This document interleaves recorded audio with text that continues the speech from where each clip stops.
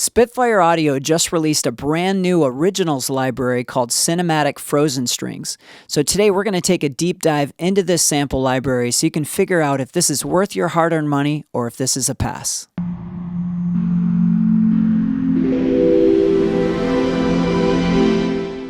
So this is the new Originals Cinematic Frozen Strings, and I've had a couple of hours to play around with this new sample library. What I like to do when I get a brand new sample library is create a piece of music. And because it answers a question for me and for you, is this going to sound good in a composition, in a song setting? It's one thing to just hear samples or hear somebody play a couple chords, but what we all want to know is this going to work in our compositions? So I've created a short composition. I'm going to play about a minute of it for you, and then I'll go through the sounds that I used. And so this will give you a great idea of what this sounds like and what it can do. And I utilized a little winter video clip here to help me with some inspiration. So here we go.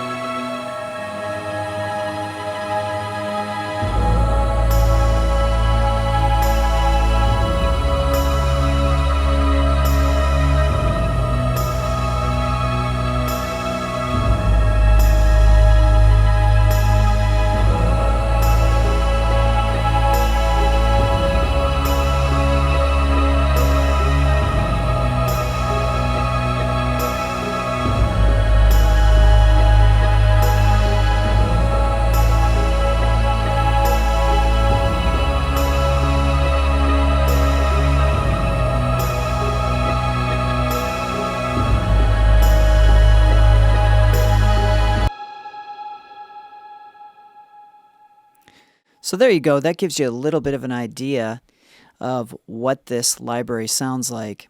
So now I'd love to take you through some of the tracks and show you some of the ones that were really useful in creating this little composition. I ended up using 9 instances of Cinematic Frozen Strings.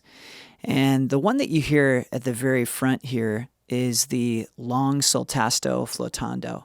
And let me just play that soloed so you can get a chance to hear that.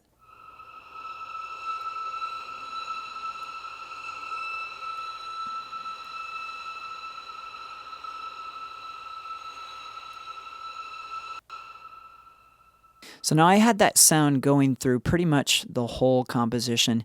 It does have that really gorgeous, wintry, icy sound. One of the big differences I see in this GUI that I've not seen in other Spitfire libraries is this super close mic. So you have these 3 mic positions down here. You have close and tree. Those are pretty standard for other libraries, but I've never seen this super close mic. And actually, if you watch the Spitfire Audio video that they put out before this came out, they show a violinist with a lav mic. And so I'm guessing this is the lav mic that was really close on the violin, and it actually sounds really cool. I was able to experiment a lot with that, and definitely gives you a different sound than what you get with the typical close mic setup.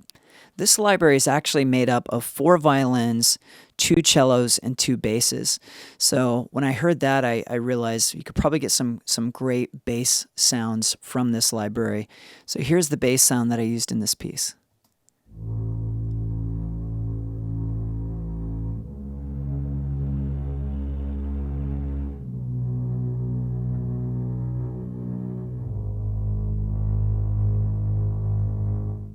So I think that's a great sound. I love how you can hear some of the grittiness in the strings there. Now the next thing that's featured in this piece that I wrote is this more cello type sound. I actually used 3 tracks to get the cello sound. Let me play that for you, and then I'll show you the ones that I used.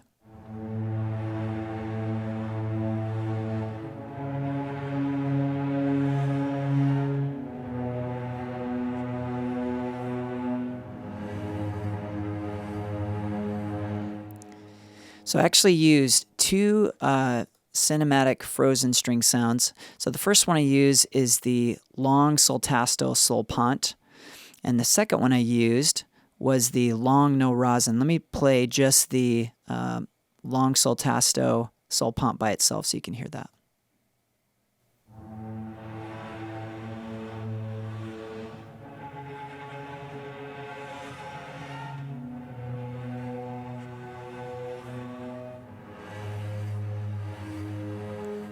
And now the long no rosin.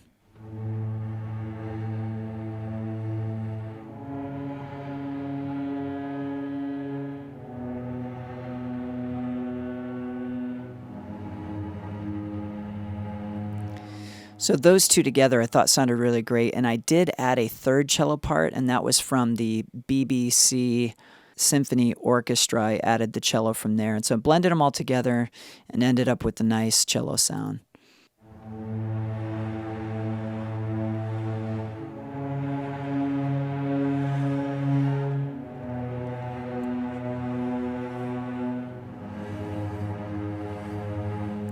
Love that, very icy. So the next sound that I used was this harmonic tremolo sound, which I think is so far one of my favorite sounds in this library. Let me show you that sound.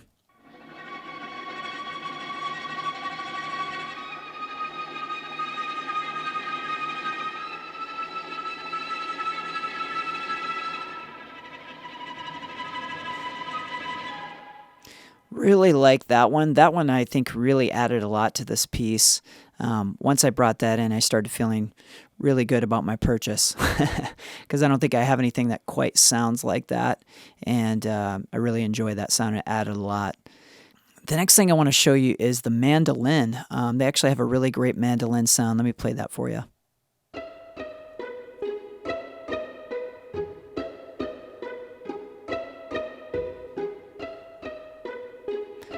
Now let me play that inside the piece.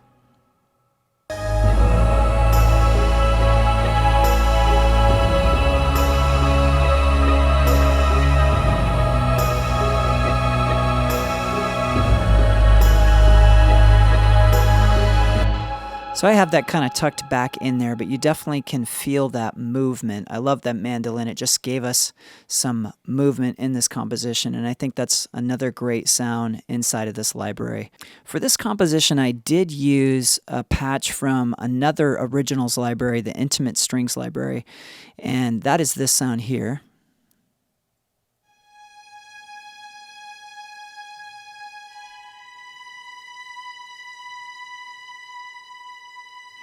And I doubled that with a sound from the Cinematic Frozen Strings, and the patch that I used to double it with is the long Flautando CS. So let me play those together.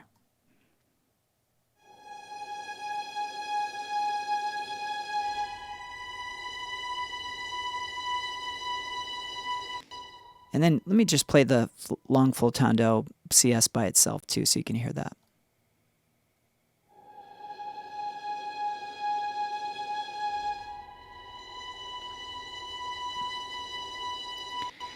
Great sound. That seems to be kind of what Spitfire is best at, is capturing those really softly played string sounds. And this one sounds great. And those two together I thought sounded really great. The next sound I want to show you is the long Sultasto flautando. And I just have that doing long held octaves. And let me play that for you.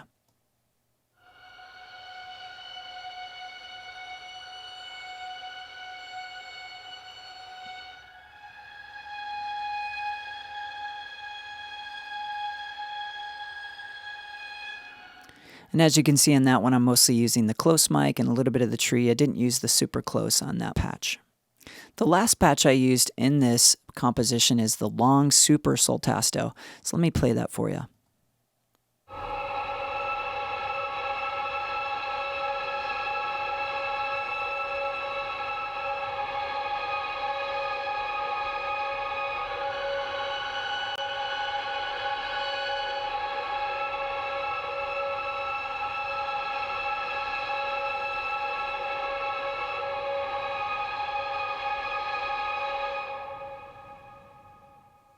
So there you have it. Hopefully that gives you a better idea of what this sample library sounds like and what it can do. There's some Colegno patches that I didn't use in this composition, but I got to play around with them, and those sound fantastic as well. So overall, I'm very satisfied with this library. I think it sounds really good, and there's some great stuff in there that I don't have in any other libraries. So I'm really happy with it. Hopefully that gave you a better idea of what it can do and if it's right for you or not. Also, the voices that I used in this patch, just so you know, were from Spitfire's Statica, which is another great originals library. So I hope you got some value out of this video, and if you did, would you like this video and also subscribe to this channel, turn on that bell for notifications so that you can be notified when my next videos come out. Also, just recently I did a review on another originals library called Statica, and you can watch that right here. Thanks so much for watching. Have a great day.